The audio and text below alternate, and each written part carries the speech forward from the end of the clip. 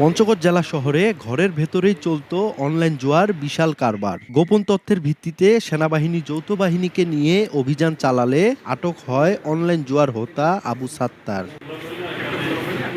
অভিযানে উদ্ধার হয় অনলাইন জুয়া পরিচালনার ১৪টি মোবাইল ফোন ও একটি ল্যাপটপ। জানা গেছে, গত ৫ বছর ধরে এই অনলাইন জুয়ার সাথে জড়িত আবু সাত্তার। প্রতি মাসে আয় হতো প্রায় লাখ টাকা। আমি যেটা করি সেটা হচ্ছে যে একটা বেটিং সাইটের সাথে আরেকটা বেটিং সাইটকে করি আর কি।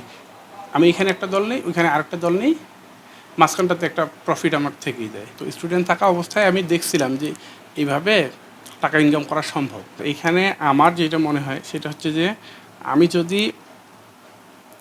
দেশের ক্ষতি করতাম বা কাউকে এখানে ইনভলভ করতে উদ্বুদ্ধ করতাম, তাইলে আমার কাছে এটা আমার মানে ইথিক্সে যাইতো না বা আমার মন সায় দিত না। যেহেতু আমি ধরেন একটা সাইট আপনার মাসে ধরেন ১০ টাকা নিয়ে যায়, সেখান থেকে যদি আমি ওদের কাছ থেকে ১ টাকা নিয়ে নিই, ছিনায় নিই, তো এটা তো আলটিমেটলি টাকাটা আমাদের দেশেই থাকতেছে।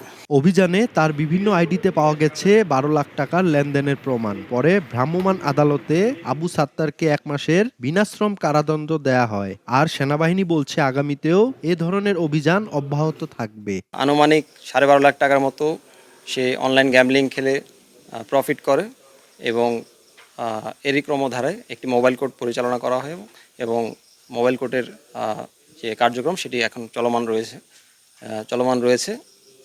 আমাদের এই ধরনের অভিযান ভবিষ্যতে আমরা পরিচালনা করব এবং আমরা চাই যে অপরাধমূলক কর্মকাণ্ড আমাদের পঞ্চগড়ে যেন ক্রমান্বয়ে হ্রাস পায়। সেনাবাহিনী এবং পুলিশের তৎপরতায় তাকে হাতে নাতে ধরা হয় এবং মোবাইল কোর্টের মাধ্যমে বঙ্গীয় প্রকাশ্য জুয়া আইন ১৯৬৭ এর ৪ ধারায় ওনাকে ১ মাসের বিনাশ্রম কারাদণ্ড দেওয়া হয়।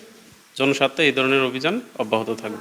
আটক আবু সাত্তার পঞ্চগড় সদর উপজেলার সিং রোড ভুজারিপাড়া এলাকার আশরাফ আলীর ছেলে। তিনি স্ত্রী, সন্তান ও শ্যালক নিয়ে শহরের রোশনাবাগ এলাকায় একটি ভাড়া ফ্ল্যাটে থাকতেন। সোহাগ হায়দার, সময় সংবাদ, পঞ্চগড়।